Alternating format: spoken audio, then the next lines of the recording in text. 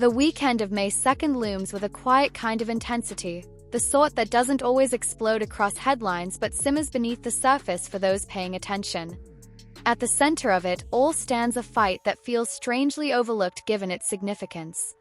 Light heavyweight force David Benavidez steps into the ring against unified cruiserweight champion Gilberto Ramirez, and while the casual audience might scroll past it, those who understand the subtleties of boxing know this is far more than just another matchup. It is a collision of styles, tempos, and physical realities that could reshape how both fighters are viewed in the pound-for-pound landscape. Before the spotlight fully lands on that main event, the weekend itself unfolds like a layered narrative across multiple arenas. In the UK, a gritty domestic clash sees Conor Walker take on Sam Eggington. These are fighters who have flirted with higher levels but never quite broken through, yet there's a raw authenticity to their battles. Walker, in particular, carries a relentless engine, a pressure style built on persistence rather than finesse. Eggington, though physically imposing, has shown vulnerabilities when forced onto the back foot, and that's exactly where Walker thrives. It feels like one of those fights where willpower alone might dictate the outcome, and Walker's refusal to fade could be the deciding factor. Across into MMA, another striking showcase unfolds as Jack Della Maddalena faces Carlos Prates. This is not a grappler's chess match, it is a duel of precision and violence on the feet. Della Madalena's technical boxing has often made him look like a specialist in a sport of generalists, but there's a lingering question about his mobility and defensive reactions against someone as explosive and rangy as Prates. Prates carries danger in every exchange, a fighter who doesn't just strike but detonates combinations with intent. The tension lies in whether Maddalena can maintain control or if he becomes a stationary target, slowly broken down by the sharper, longer attacks of his opponent. Back in the boxing ring, the undercard builds momentum with fighters looking to seize their moment. Oscar Duarte vs Angel Fierro promises chaos in its purest form. Both men bring aggression, but Duarte's physicality and punching power stand out as something more imposing. Fierro has shown heart in wars before, but against a stronger, more methodical puncher, heart alone may not be enough. There's a sense that this fight edges toward a violent conclusion, where pressure meets resistance until one simply can't endure anymore. Then comes a compelling co-main narrative featuring Jamie Munguia against Bruno Surace. Munguia's career has been a curious arc of promise, setbacks, and resurgence. Once a young champion bursting onto the scene, has experienced both growth and inconsistency, evolving into a more disciplined fighter without entirely losing the aggression that defines him.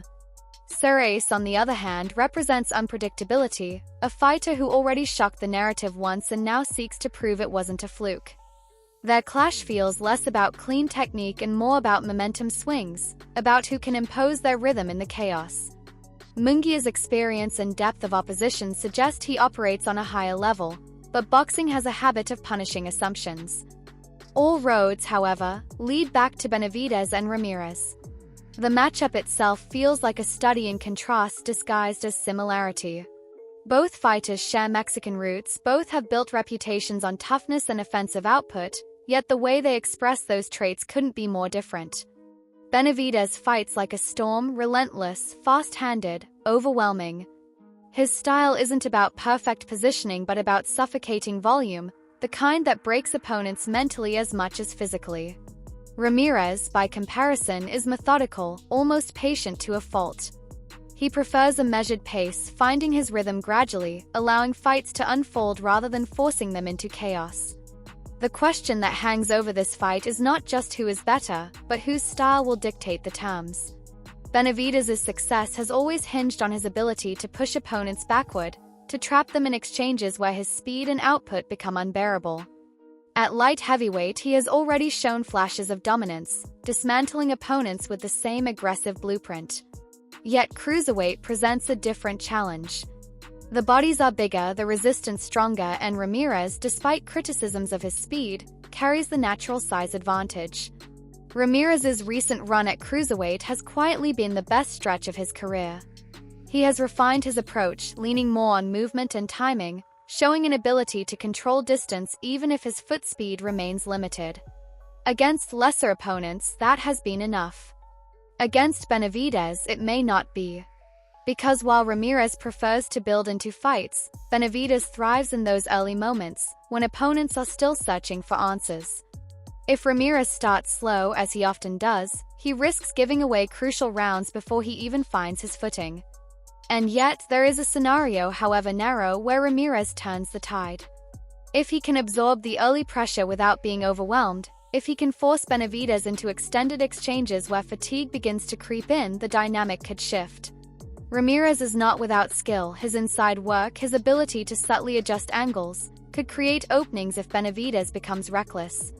But that scenario depends on variables aligning perfectly, and against a fighter as relentless as Benavidez, perfection is a difficult standard to meet. More likely is a fight defined by contrast in tempo. Benavidez pressing, throwing in bursts that blur into flurries, while Ramirez looks to respond with isolated, cleaner shots. Judges tend to favor activity, especially when that activity carries visible impact, and Benavidez's style is tailor-made for that kind of scoring. Even when he absorbs punches, his response is immediate and overwhelming, creating the impression of control. As the rounds unfold, the pattern feels almost inevitable. Ramirez finding moments, landing clean counters, perhaps even winning stretches when the pace slows.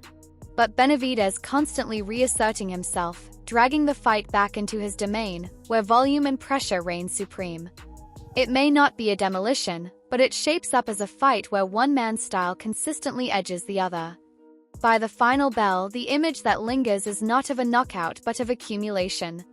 Of a fighter who simply did more, imposed more, forced the action at every turn. Benavidez, with his relentless output and judge-friendly aggression, carving out a clear decision, something in the range of a wide but hard-fought victory. And as the dust settles on a weekend packed with quiet significance, the conversation inevitably shifts to what comes next.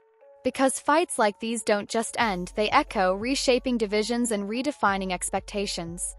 If you've made it this far, you already know this isn't just another fight weekend. So what do you think happens when pressure meets patience at this level? Does Benavidez's relentless style prove too much, or can Ramirez slow things down and flip the script? Drop your predictions below, and if you enjoy deep breakdowns like this, make sure to like and subscribe so you don't miss what comes next.